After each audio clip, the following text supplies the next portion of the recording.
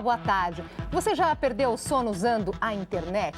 Segundo uma pesquisa divulgada agora há pouco pela Federação do Comércio do Estado de São Paulo, mais da metade dos usuários de internet da cidade de São Paulo respondeu sim a essa pergunta. Para 53,7% dos pesquisados, o uso da web tem um impacto negativo nas horas de sono e descanso. Laura costuma utilizar a internet até a 1h da manhã. A adolescente de 16 anos administra na parte da noite a conta de um fã-clube no Twitter e compartilha fotos e textos na rede. Durante as férias, ela chegou a ficar até as 4 da madrugada conectada. Tem bastante coisa para fazer, conversar, ter notícias dos seus ídolos, da banda que você gosta. A estudante também gosta de procurar assuntos variados na internet, principalmente os que possam ajudá-la na escola. E para driblar o sono, troca a noite pelo dia. Eu acordo, vou para a escola, aí quando eu chego eu durmo mais. Esse comportamento é comum entre internautas de várias idades, de acordo com um estudo sobre os hábitos dos usuários da rede, encomendado pela Federação do Comércio de São Paulo. Para 54% dos entrevistados, o acesso à web, jogos online e redes sociais impacta negativamente as horas de sono. O homem tem mais atividade durante o dia, e aí na hora que escurece é a hora que vai dar o sono. Então, se você no começo da noite se expor a muita luz, aquilo vai fazer com que o seu cérebro entenda que ainda é dia. E aí você não vai sentir sono. Um adolescente recebe, desde o momento que ele deita até a hora de pegar no sono, aproximadamente 50 mensagens de texto. Na verdade, faz com que o indivíduo jovem fique sendo extremamente estimulado em um momento onde ele deveria estar se desligando, se desconectando. Para conversar com a gente sobre a pesquisa, o comportamento dos usuários na internet, encomendada pela Federação do Comércio do Estado de São Paulo, recebemos Rúbia Mária Ferrão, advogada especialista em Direito Digital e professora de Direito Eletrônico. E também Cristiano Nabuco, coordenador do Grupo de Dependências Tecnológicas do Instituto de Psiquiatria da Faculdade de Medicina da USP. Participe aqui da nossa conversa, mande suas perguntas através da nossa página na internet e também via Facebook. Os endereços estão aí na sua tela. Boa tarde, agradeço muito a presença de vocês aqui hoje. Você chegando aqui com essa pesquisa fresquinha, né? Isso Começando mesmo. então, né, esse recorte do sono. Quase 54% então das pessoas acreditam que o uso da internet atrapalha o descanso. Sim, é verdade. Esse número traz um índice que chama a nossa atenção e deve servir como um alerta para que as pessoas controlem um pouco mais o uso da internet, né? Se a gente pensar que hoje em dia o acesso à internet está muito mais facilitado, os usuários têm que estar atentos a isso e controlar um pouco mais para que isso não impacte diretamente no sono e depois traga outros problemas de ordem mais graves, né? Então, eu acho que esse é um ponto importante e deve servir de alerta. Agora, Cristiano, o que chama a atenção, se as pessoas respondem sim, é porque é um uso consciente, né? Elas percebem que atrapalha o sono. Olha, eu creio que sim. O que nós entendemos é que a tecnologia como um todo, ela acabou entrando nas nossas vidas de uma maneira em que nós perdemos literalmente a noção de um uso saudável. Quando ouvimos uma chamada como essa, talvez a ideia seja de algum telespectador pensar, puxa, então eles estão falando mal da tecnologia? Não, nem de longe, eu acho que ela é muito importante sim. O que ocorre, na verdade, é que se perdeu, na verdade, a adequação e um uso que a gente chamaria de sensato. Né? Quando se menciona a questão do sono, sabe-se que nosso corpo, 2 horas antes de dormir, ele começa a liberar um hormônio chamado melatonina. Melatonina ela é liberada em situações de ausência de som, de luz, de calor. Então, é como se o nosso cérebro já fosse avisando o corpo de que ele precisa ser desligado para entrar no sono. Então, o que acontece? Quando você tem uma tela de computador, aquela luminosidade passa pelos teus olhos, é captada por células fotossensíveis e manda para o cérebro a informação de que não é noite, é dia. Então, isso cria uma confusão muito grande, fazendo com que esses usuários, por exemplo, que a gente viu, tenham uma noite de sono com uma qualidade muito ruim, gerando, inclusive, problemas acadêmicos e laborais no dia seguinte. E pessoas de todas as idades, Rúbia? Sim, eu percebo que são pessoas de todas as idades, celulares e justamente esse estímulo, além dessa questão física, né, fisiológica, tem o estímulo cerebral, porque muitas vezes se você, pela facilidade de estar com o celular à mão, acompanhando, sejam notícias, sejam brincadeiras, piadas que circulam aí de um modo geral, isso traz uma estimulação maior à sua atividade cerebral e a pessoa, de fato, não consegue desligar e ir entrando naquele estado de sonolência para efetivamente dormir, né?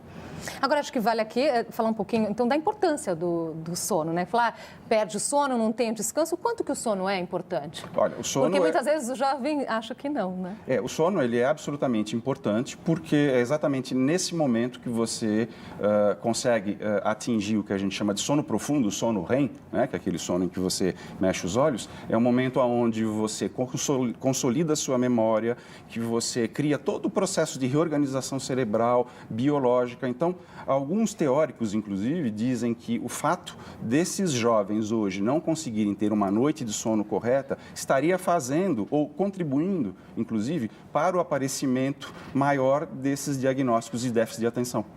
Tá? Ou seja, na verdade, não teria uma origem biológica propriamente dita como os quadros diagnósticos clássicos, mas esse condicionamento, esse sono entrecortado, geraria, então, esse tipo de problema. Olha, a pesquisa traz aqui outras informações para a gente, nós separamos aqui para mostrar no telão para ficar mais fácil. Então, sobre o acesso à internet, né? Como que as pessoas acessam a internet? 1,6% via tablet, 11,5% notebook, 16,7% o computador de mesa, né, o desktop, e 70,1% celular. Celular aí o campeão é disparado, né? Sim, de fato, a gente observa que se tornou cada vez mais fácil o acesso à internet, né? Então, é muito comum que os planos estão mais acessíveis. Então, hoje em dia, todo mundo tem um celular à mão e eu vejo até, às vezes, por conta da atividade profissional, muitas vezes a empresa faz algum tipo de bloqueio às redes sociais, a outros assuntos não relacionados à atividade de trabalho, mas a pessoa tem à mão o seu celular próprio e, às vezes, até acaba abusando desse uso e acessando e-mails e redes sociais numa quantidade que às vezes até impacta na atividade que ela desenvolve. Então, esse índice traz para a gente uma atenção de onde que esse celular está sendo usado. É na escola que está sendo utilizado, né, pelos alunos, muitas vezes. Eu já vi escolas que proíbem o uso do celular pelos alunos em sala de aula, mas o que a gente vê é que o aluno acaba sempre dando um jeitinho, né? Então, é uma polêmica na sala de aula essa questão, né? Proibir, não proibir. De fato, o que nós temos que atentar, um dado importante a respeito disso, quando falamos que o celular, né, quando é levantado que o celular é o principal meio de acesso, isso traz um aspecto ligado ao comportamento importantíssimo. Qual é? Nosso cérebro, ele, em função das características evolutivas, ele rapidamente aprende tudo aquilo que faz bem ao organismo humano. Então, imagine que eu estou numa situação de escola ou de trabalho, eu brigo com alguém, aí eu vou pegar meu telefone e vou contar para um amigo, para uma amiga. Rapidamente, o meu cérebro entende que, frente a uma situação de desconforto emocional, eu tenho um antídoto, que é o telefone, que é o contato que me faz criar um bem-estar. É como uma fuga, nós poderíamos dizer assim? Isso, esse é o grande ponto. Então, o que nós entendemos é que esse uso exagerado, principalmente do telefone celular, ele funciona como se fosse um amortecedor emocional. Ou seja, o cérebro começa, depois de um tempo, a liberar dopamina, que é uma substância muitas vezes associada ao uso abusivo de álcool e drogas, exatamente criando esse processo paralelo de motivação. Vamos para a próxima aqui, então, que é a questão... Deixa eu ver aqui, é do acesso ainda... não, vamos voltar um pouquinho, só para comentar um pouquinho do acesso, que tem um outro dado aí interessante. Não, é o teleprofissão. Desculpa, vamos lá, Ali. No teleprofissão, é o próximo. Esse já foi, então, é o celular mesmo. Então, é o uso aí, né, das redes sociais como ferramenta profissional. Aí, disparado, né, as pessoas dizem que fazem o uso sim, né? Quase 66%. O que te chama a atenção aí, doutora Rúbia? Esse dado é muito importante porque nós verificamos que as pessoas, de uma forma geral, estão muito ligadas àquilo que se passa na internet. E isso, o próprio comércio, os prestadores de serviço, de uma forma geral, já se atentaram a esse movimento e levaram as suas empresas para a internet. Né? Essa situação traz a necessidade, inclusive, de que esses prestadores de serviços estejam atentos àquilo que é publicado e postado sobre os seus produtos na rede. Muitas vezes a gente vê que uma reclamação na internet ela é muito mais rapidamente atendida do que uma reclamação por telefone. Então, a empresa tem que estar muito atenta àquilo que é postado sobre o seu produto e o serviço, porque essa reputação social na internet vai impactar diretamente sobre o seu resultado final. Né? Ainda pegando um gancho nessa questão do uso profissional, as pessoas acabam utilizando também para se autopromoverem quando estão na busca de um emprego. Né? E a gente aconselha até que os seus esteja atento com aquilo que é postado no seu perfil, porque seja para uso profissional na sua atividade ou para quem está buscando uma recolocação, a gente sabe que as empresas buscam nesses perfis o que efetivamente são as características daquela pessoa. Né? Então, o que ela gosta, quais são os hobbies, que tipo de opinião que ela expressa na internet, se é uma pessoa, às vezes, preconceituosa, racista, ou que faz comentários que demonstram uma característica que não combina com aquela vaga. Então, as pessoas, de fato, devem... Aí, então, mora um grande perigo, né, doutor Cristiano? A pessoa acaba ali colocando vários pensamentos na internet e está aí, de repente... o futuro chefe pesquisando, querendo saber mais dessa pessoa para decidir se contrata ou não. Eu tenho uma história pessoal, minha filha mais nova foi procurar emprego numa emissora e quando ela levou o currículo, o entrevistador falou, não, deixa do lado, deixa eu entrar no seu perfil da rede social, quero ver quem é você de fato.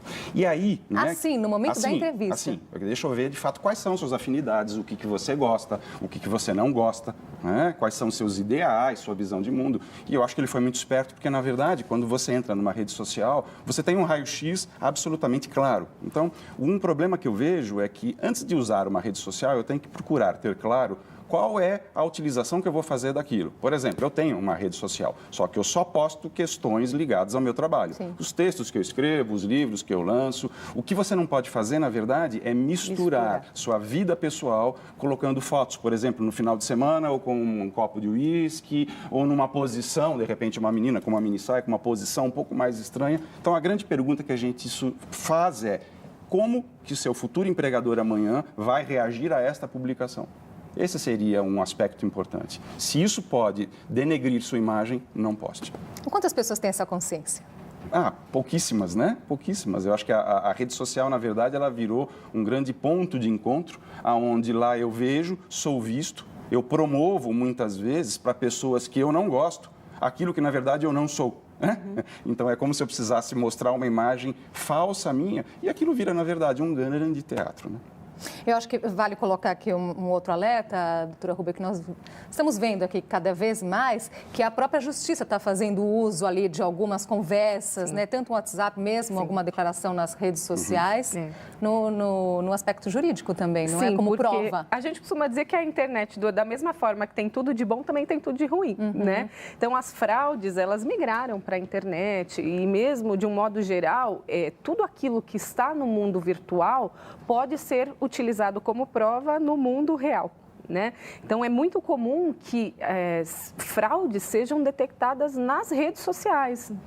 E esses elementos que lá estão serão utilizados como para a própria materialidade dos crimes, né? e dos ilícitos. Então, tudo aquilo é preservado e poderá ser utilizado contra a pessoa. Eu até digo que, se a gente pensar os crimes contra a honra, as ofensas na internet que são tão comuns, parece que as pessoas se fortalecem. É muito mais fácil dizer perante uma tela de computador, ali no celular, do que se a pessoa efetivamente tivesse que falar perante uma pessoa aquilo que ela realmente pensa, e todo aquele material fica ali registrado na internet. Então, é muito mais fácil para uma vítima usar toda aquela documentação como prova. Dentro de um processo, eu já vi muitas vezes esse tipo de documentação utilizado para impugnar benefícios de justiça gratuita que são requeridos, ou ainda para comprovar que a pessoa tem um relacionamento com a testemunha e que contraditar aquela testemunha. Então, de fato, tudo, a partir do momento que a pessoa opina em colocar um determinado conteúdo na internet, se ela não faz a devida proteção daquela rede social, apenas deixando acessível aos seus amigos, familiares, enfim, ela tem que pensar que ela colocou à disposição do público e isso poderá ser utilizado. A doutora Roberta tocou no ponto que na internet, né, as pessoas escrevem, falam coisas que não falariam ali no olho, né? Então parece que vem uma coragem, né, na internet. Isso que acontece, a gente chama isso de personalidade eletrônica. Então, o que é? Vamos imaginar. Na medida em que nós estamos interagindo aqui, conforme eu vou dizendo uma ideia, eu vejo que você faz assim, a Rubia faz assado. Então, isso são o que a gente chama de comportamentos não verbais, que eles delimitam e me sinalizam se o que eu estou falando está adequado ou não. Isso ocorre num nível inconsciente. Se está agradando ou não, se pode continuar ou não. Isso. Então, a gente vai modulando de uma maneira inconsciente a nossa interação. O que acontece na internet? Eu não tenho isso. Tá? Então, na medida em que o meu cérebro fica privado dessa informação, é como se fosse uma tendência quase que natural do indivíduo se soltar muito mais, porque ele não está tendo o feedback negativo ou o retorno, ele simplesmente coloca. Então, a gente costuma dizer que a personalidade eletrônica ela é mais subversiva, mais sexualizada, mais insubordinada e que, de fato, reflete uma característica e um traço que esse indivíduo jamais teria na vida real. E o que perdemos ou ganhamos com isso? Eu entendo que são muitos ganhos, desde que tudo na vida é um bom senso, né? Tudo em excesso faz mal. Então, se a rede social for utilizada com responsabilidade, com um olhar atento a essas questões ruins, né? Eu acho que ela tem mais de positivo do que negativo. Então, a própria pessoa, muitas vezes, se coloca numa situação que é um alvo, né? Um alvo, seja para fraudadores ou para pessoas que querem aproveitar daquilo que é postado. Às vezes, eu fico impressionada que as pessoas viajam e colocam, olha, eu estou viajando. Aí a casa está sozinha, ela pode ser assaltada, inclusive, né? Ou já vi, muitas vezes, um outro ponto, alguém coloca essa pessoa na rede social, né? Tem uma festa, às vezes, que não foram todos que foram convidados, aí alguém vai e posta sobre a festa, aí já gera todo um reflexo na vida social, porque aquilo que era para ter ficado ali em particular foi para a internet e ganhou espaço. Então, eu vejo que é uma ferramenta excelente, não tem como voltar atrás, eu acho mais, né?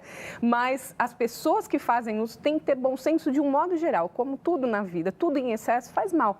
Né? Então, tendo a consciência de todos esses pontos que a gente conversou e que podem trazer malefícios aí no uso, eu acho que a pessoa vai conseguir gerir, vai ser mais positivo do que negativo, né? Vou fazer uma pausinha aqui na nossa conversa e a gente volta já.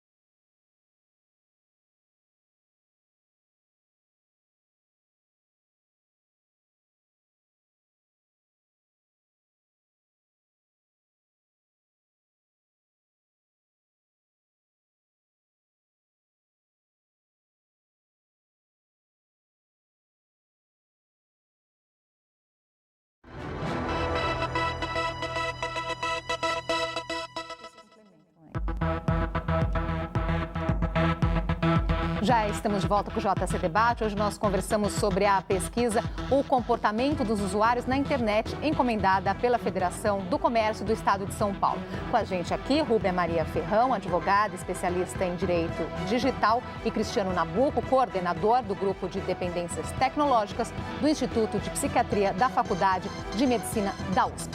E aqueles olhos vidrados no celular podem não ser uma troca de mensagens ou uma passada rápida pelas redes sociais. As pessoas aproveitam cada vez mais o tempo livre entre uma atividade e outra para jogar. Mas além de se tratar de um passatempo, isso pode se tornar um problema. Coloridos e sofisticados. E cada vez mais populares. Quando o assunto é diversão, os games estão com tudo. Quase 93% dos brasileiros citaram os jogos eletrônicos como a atividade preferida de lazer, segundo uma pesquisa feita por um grupo de empresas. A disparada dos games na preferência dos brasileiros tem muito a ver com as novas tecnologias. Isso porque as pessoas estão deixando de lado a diversão na telona por causa das facilidades da telinha. Com quase 83% da preferência, os smartphones tomaram o primeiro lugar dos computadores em relação à pesquisa feita em 2013. A participação dos tablets também cresceu, enquanto a dos videogames de console caiu. As mulheres descobriram o mundo dos games. Elas são 47% dos jogadores. Há 2 anos eram 41%. A Madalena ganhou o tablet do filho e aproveitou os minutos antes do trabalho para jogar. Eu paro um pouco para poder dar uma distraída, uma relaxada. Começo a jogar, depois eu entro para trabalhar. De acordo com este médico, os jogos como passatempo podem estimular o cérebro, mas é preciso moderação. Você pode se transformar num viciado naquele joguinho, que é um sistema semelhante ao usuário de droga. No caso dos joguinhos, é uma estimulação indireta, mas o efeito final é semelhante. Essa reportagem chama atenção para a questão dos games, porque foi um outro ponto, outro recorte aí que a pesquisa da FEComércio fez. Vamos dar uma olhada aqui. Então, a pergunta foi com qual finalidade, né, as pessoas faziam uso da internet. Então, 81,7% entretenimento, aí, jogos, chats, 61,8% busca de informações, quase 50% trabalho, 18% compras. Vamos comentar, então, esse primeiro aí, né, o campeão da finalidade, entretenimento e os jogos, doutora Rô. Sim, no aspecto, novamente a gente vê uma palavra-chave que é a moderação, né? Enquanto ainda está no âmbito de um entretenimento, de distração, isso pode ser visto de uma maneira positiva, mas a gente sabe que muitas vezes a pessoa perde o controle, porque esses jogos são altamente viciantes. E eu acho que eu chamaria atenção para nós que somos pais, às vezes somos nós que introduzimos essas tecnologias até para controlar as crianças, né? Porque muitas vezes a criança, ela é um pouco mais impulsiva, aí deu um celular na mão, pronto, né? Aquilo sossega. já está sossega. É impressionante como isso, já desde pequeno, isso é atrativo, de um modo geral, né? Então, eu vejo assim, dentro do entretenimento, não só essas possibilidades, mas muitas pessoas que se valem dos chats. Hoje em dia, as pessoas praticamente, eu acho que elas não ligam, não fazem muitas ligações mais. É muito fácil hoje usar esses aplicativos de mensagens rápidas e todo mundo se conversa. Às vezes a pessoa está do seu lado, quando você mandou uma mensagem, né? Não ainda, ao invés de ligar, às vezes, ou falar que é mais fácil, já manda pelo aplicativo, enfim. Então, tudo isso é uma coisa que precisa ser efetivamente refletida. E eu estou percebendo aqui que isso te preocupa, né, doutor? Minha visão é sempre um pouco mais negativa em função da experiência que a gente adquire trabalhando num ambulatório que trata pessoas que são dependentes. Uma coisa importante que a Rúbia estava falando aqui a respeito do quanto que os pais, muitas vezes, oferecem seu próprio telefone celular ou tablet para entretenimento, né? Então, eu diria que isso é ótimo para a felicidade dos pais, mas o prejuízo que isso gera na criança é terrível. Por quê? Porque o que acontece? Nós temos um processo de amadurecimento cerebral que ele, fundamentalmente, exige trocas com o meio. Então, imagine que eu estou lá com 2, 3, 4 anos, eu vou brincar com a pecinha que encaixa na outra, com o Lego. Então, eu vou desenvolvendo, por exemplo, a minha coordenação motora fina, eu vou, a partir desse aprendizado, amadurecendo o meu cérebro. A hora que eu dou um tablet para uma criança, que ela fica simplesmente excessivamente navegando e estimulada pelo brilho, isso começa a criar problemas maiores, né? Algumas pesquisas já apontam que talvez esse seja um dos grandes responsáveis pela falta de amadurecimento cognitivo, linguagem, então, tem uma idade pensamento... assim, que a partir de que idade ou anterior a isso é melhor nem deixar a criança... Nunca antes dos 2 anos. Nunca antes dos Nunca antes dos 2 anos. A criança ela não pede para usar o tablet, somos nós que oferecemos. Então, a ideia qual é? Nunca antes dos 2, tá? Depois dos 2, 3 anos, 4 anos, você até pode deixar seu filho, sua filha utilizar com um tempo pré-determinado. Deu lá meia hora, 40 minutos, retira e guarda. Senão seria o mesmo que você deixar um pacote de chocolate na sua mesa de centro. É óbvio que a criança vai comer o dia. Aliás, a outra tela é justamente sobre isso, né? Essa questão aí a próxima do controle, né? O uso é controlado por adultos? A maioria das pessoas diz que sim, né? Então entra aí nessa questão de como fazer o controle, né? Sim. Eu costumo dizer que a internet é uma janela para o mundo. Muitas vezes os pais falam, ai, que bom, meu filho está aqui em casa. Pensando no próprio adolescente, está aqui em casa, pelo menos não está na rua, não está em perigo. Mas os pais, de um modo geral, eles têm que ser conscientizados que a internet é uma janela para o mundo, né? Então, a partir do momento que um adolescente, um jovem, uma criança, ele está diante desta janela para o mundo, ele pode ser vítima, não só vítima, mas muitas vezes ofensor, né? Então, os pais que têm o dever de vigilância de seus filhos menores, então até os 17 anos, eles têm sim que estar atentos. A gente costuma dizer que computadores devem estar em locais de fácil acesso, em locais de passagem, não dentro de um quarto, para a pessoa ter mais conforto e, às vezes, se tornar vítima de uma situação. E pegando o gancho com a pesquisa que falou que é o celular, será que tem a necessidade de uma criança ou um jovem ter um celular tão avançado, que faz vídeos tão facilmente, fotos tão facilmente, que posta na internet de forma automática? Então, tudo isso, os pais têm que estar atentos a isso, né? Para poder realizar o controle. Justamente sobre, né, essa questão do controle. Desde quando meu filho nasceu até hoje, eu não permito que nenhum amigo ou familiar publique fotos do meu filho na rede sem o meu consentimento. Eu não gosto dessa exposição precoce, pois não sabemos onde isso pode chegar. 80% do conteúdo pornográfico que existe na internet é postado pelas próprias pessoas. O que isso quer dizer? Eu tiro uma foto numa determinada circunstância que eu não deveria, coloco no meu telefone, mando para alguém, isso se chama sexting, né? 80% dos jovens americanos pratica isso, né? Ou eu tiro uma foto do meu filho tomando banho na banheirinha. Então, o que eu quero dizer? Não compartilhe a sua intimidade. E a consequência disso está aí na próxima tela, né? Já teve problemas, né, de relacionamento? Tá lá, né? 41,1% sim, 58,9% não. Embora muita gente diga que não, também muita gente diz que sim. Eu creio que é como a tela anterior, né? Quase 80% diz que controla os filhos. Controla nada, nada. É óbvio que não controla, né? Sabe-se hoje que 80% dos adolescentes têm como segundo local de acesso a casa dos amigos. Então, talvez eu possa ter um controle maior na minha casa, mas na medida em que ele sai, eu perco, obviamente, né, fazendo esse tipo de coisa. Um grande problema que muita gente desconhece é que quando eu tenho um dado na internet e eu posto aquilo, né, a internet tem memória. Você jamais vai apagar aquilo. Então, mesmo que eu, no meu terminal, aperte o delete, eu estou apertando para aquilo desaparecer da minha visão. Exatamente. Mas aquilo permanece indelével para o resto da vida. Nosso tempo está acabando. Um recadinho final aí, alguma coisa que você gostaria de dizer sobre essa nossa conversa, doutora Ruby? Eu digo que as pessoas, então, elas devem estar atentas àquilo que é postado na internet, usar as ferramentas com responsabilidade, dando muito mais valor à vida em sociedade, né? A vida com seus amigos, com seus familiares e utilizando isso com moderação, pensando que o mundo virtual é uma extensão do mundo real e, inclusive, o que está lá pode ser utilizado contra você. A ideia, para concluir, eu diria que em todas as gerações ao longo da humanidade, os mais velhos, os professores, os pais, sempre tiveram um papel privilegiado na função de guia, de orientação. Dizem hoje os antropólogos que, pela primeira vez, as crianças hoje estão um passo adiante. Exatamente, manejando a tecnologia com mais habilidade que nós, os adultos. Então, eles estão preocupados no sentido de que é uma geração, na verdade, desgovernada, que não conta com a nossa supervisão. Então, para concluir, qual é a minha dica? Fique atento. Muito obrigada. pela participação de vocês aqui hoje. E até a próxima oportunidade. E o JC Debate fica por aqui. Acesse nossa página na internet, cmais.com.br/JC Debate. Lá estão os nossos programas anteriores. Boa tarde para você.